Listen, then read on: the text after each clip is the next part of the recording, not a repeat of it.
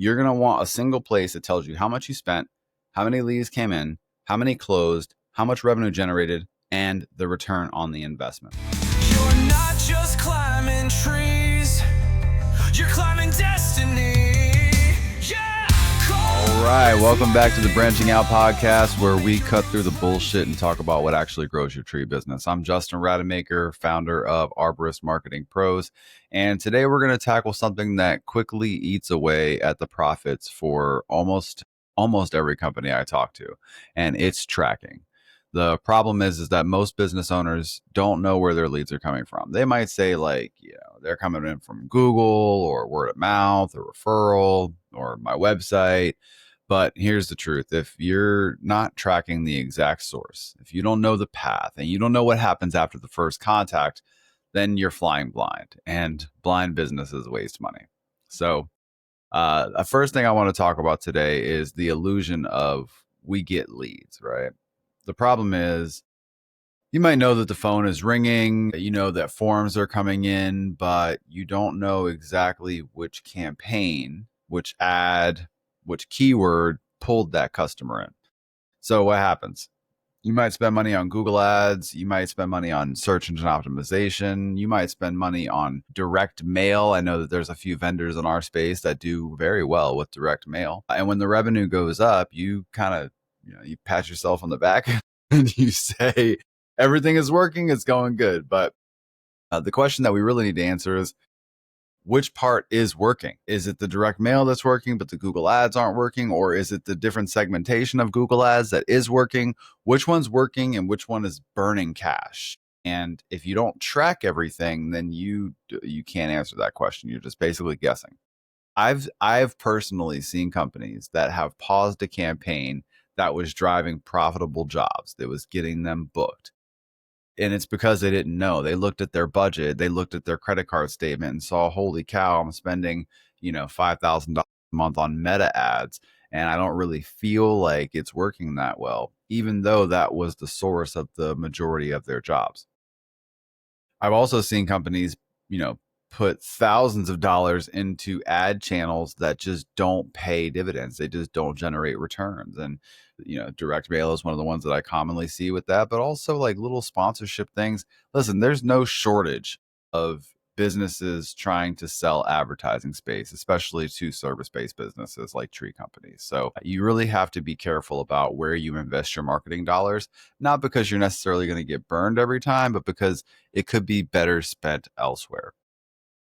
Now, here's what you have to track. Let's talk about, because there's a bunch of different things that you could track. You could track your click-through rate. You could track how many impressions you're getting, your CPMs. You might hear some marketing people talk about like how many impressions you're getting across the internet.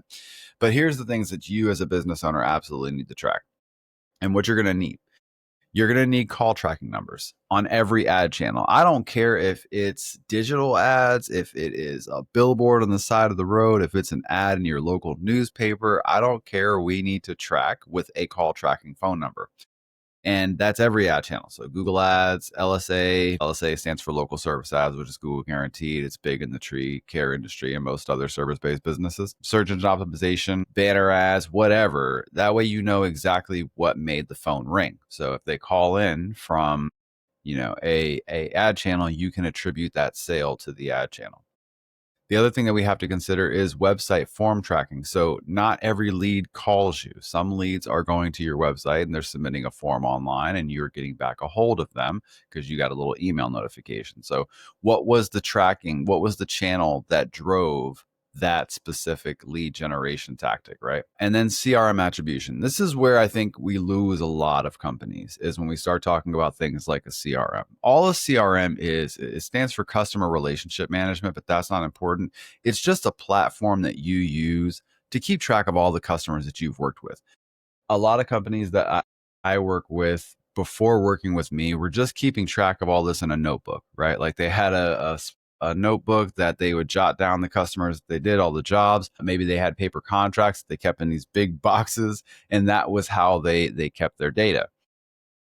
The problem with that approach is that it's not digital. It means I cannot activate anything against that business. In other words, If you did a job for a customer today, then you would probably within 6 months, maybe a year from now, want to reach out back to that customer and ask them if there was anything else that you could do for them, just sort of remarket yourself to that individual.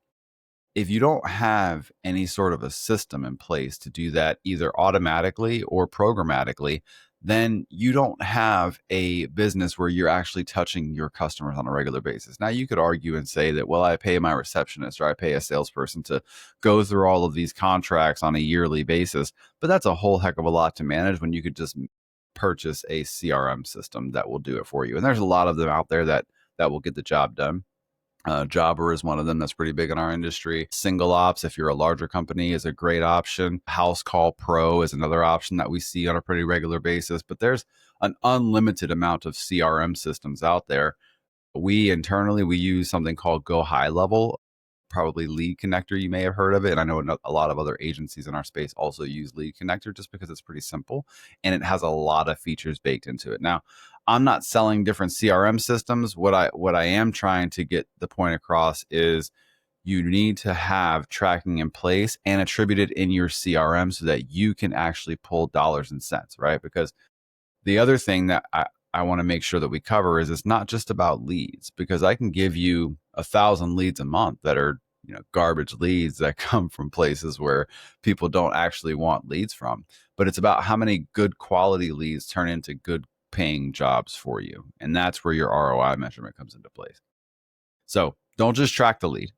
Track what happens next. Did they schedule an estimate with you? Did they close? How much revenue did they bring in? That's what's important to the CR. Not all leads are created equal. A $50 Google Ads lead that closes at 60% is way more valuable than a Meta lead that closes at 1%. So it also saves you a lot of time in your business with having to go through a bunch of different things. So this is another area where I think we have a huge opportunity in our industry, which is the follow-up factor. So tracking isn't just about the source, it's about the process, right? So how many times are people touching each lead? If you receive a web form lead, how many times are your people reaching out to that individual? How long is it taking before we're reaching out to that individual? So speed to lead and lead follow-up are going to be super important. Are the calls being answered when they come in? There are certain channels like Google local service ads where the amount of times that you pick up the phone actually impacts your ranking. So you will only get shown in local service ads if you answer the phone on a more frequent basis than some of your competitors. We had a challenge with one of our clients recently that signed back up with us and they had missed a lot of calls. And trying to get that local service ads account to start working again like it worked previously was a challenge. It's starting to come back to life now, but it is something that will dramatically impact your business if you're not answering the phone. You're not just missing that opportunity, you're missing the opportunities that Google would have shown you, especially on channels like local service ads. If somebody leaves you a voicemail, are they able to leave you a voicemail, and is your voicemail box full? That's an embarrassing one. But then B, there are other alternatives out there. For example, you can send those missed calls to an AI answering service that will at least capture the contact's information and get an idea of what the job is and send you an email with those results. And that's something that a lot of CRM systems are starting to have baked in nowadays because simply, the evolution of AI makes it more feasible for everybody. So all this to say that a good tracking system really exposes the truth. You're going to see this campaign drives leads, but they're low quality. And you thought in your mind that it was the best performing campaign because you're getting the metrics and the reports from either the agency or from the platform itself telling you, oh, you got so many leads. And you're like, man, Facebook is crushing, but it's not actually. You might see that this channel B, drives fewer leads, but the closing ratio is higher. And so what does that mean? Now, all of a sudden, the channel that I thought wasn't performing as well is actually my moneymaker, and I can take some money and dump it into that channel. You might see that your team only follows up once or twice on average when it should be 6 or 7 times. Data is not emotional, and data doesn't lie.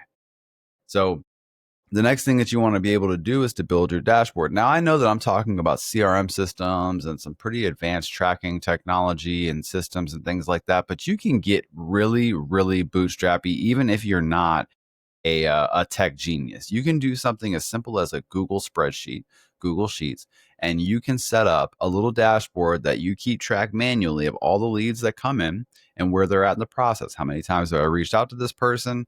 Did it end up turning into a job that was booked? Did it turn into a job that was closed? And how much revenue was associated?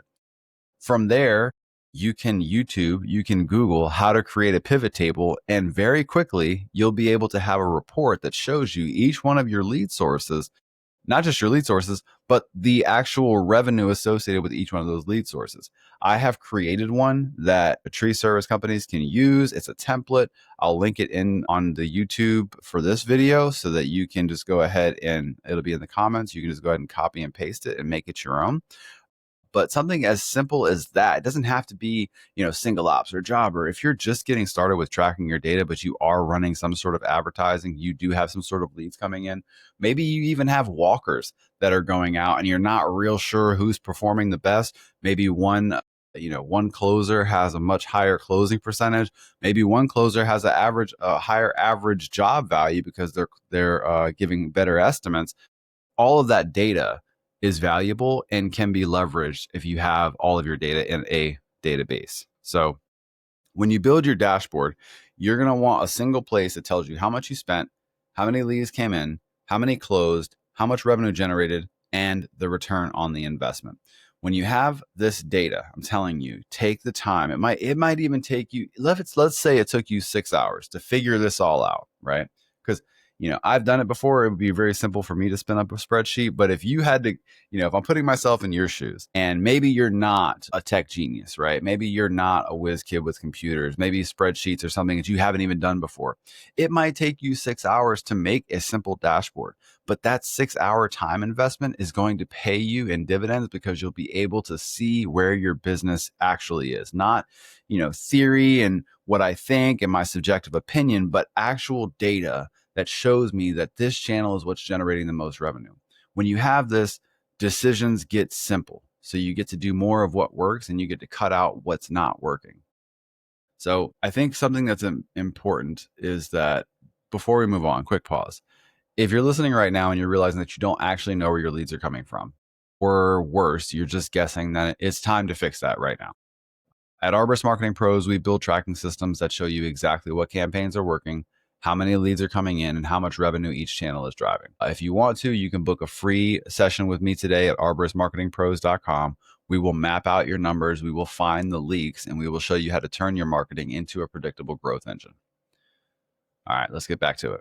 So when you're building this dashboard, again, you want to make sure that you are being able to track how much you spent, how many leads came in, how many closed, how much revenue you generated, and what the ROI was on each channel. ROI stands for return on investment, if that's a new business nomenclature for you. And so I'll give you a great example where I just did a report for one of my clients this weekend. Actually, I was working on a Sunday. So business owners, shout out to the business owners. So I was working on a Sunday and I was building out a ROI report for one of my clients.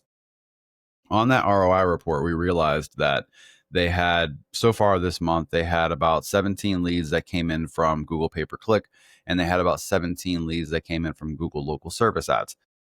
They also had like 5 leads that came from organic SEO. Surprisingly, the organic SEO leads converted significantly higher, and they had like they just got lucky. They had like an $8,000 job that landed on an organic SEO lead. But what's more important is we figured out that they had only closed one local service ads lead out of that 17, and they had only closed one pay-per-click lead out of that 17. If I look at the rest of my clients, I know that those leads typically convert between 30 and 50%.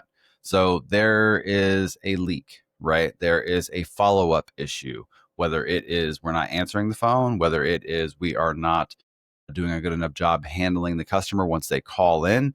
There's something going on with their conversion rate. So what I told my client is if we can fix that issue, if we can fix that and get your closing rates to where they should be on those channels, right, back to the 30%, their ROI goes through the roof. Now they're already sitting at 500% ROI, so I'm not super upset with where they're at.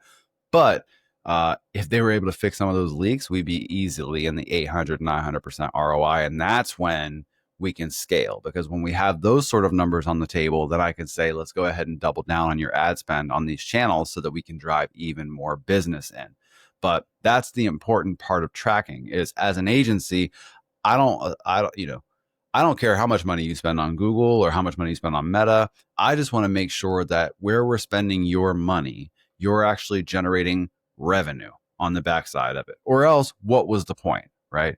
What was the point of investing in these different channels? Just to like say that, yeah, I run ads on Facebook, like it's some sort of a flex? No, I want to make sure that we're actually generating dollars and cents and growing the business. And if we're not, then cut that shit out and let's put that money somewhere where it's actually going to be beneficial. So, if you're not tracking, let's wrap this up here is if you're not tracking, you're just guessing, and guessing is expensive. The companies that scale the fastest are not the ones with the flashiest ads or the lowest prices. They're the ones that actually track and know their numbers inside and out. So my challenge to you is this. Take some time today and audit your tracking alone. Am I even really tracking? If you can't tell me exactly how many leads came in from each channel and how many of those closed and the ROI for each channel, then now is the time that we're going to fix that. That's it for today's episode of Branching Out. If you want help building a tracking system that finally gives you some clarity, you can book a free session with me at arboristmarketingpros.com. We'll get you out of the dark and into the growth that you can measure. Thanks for tuning in, and I'll see you next time.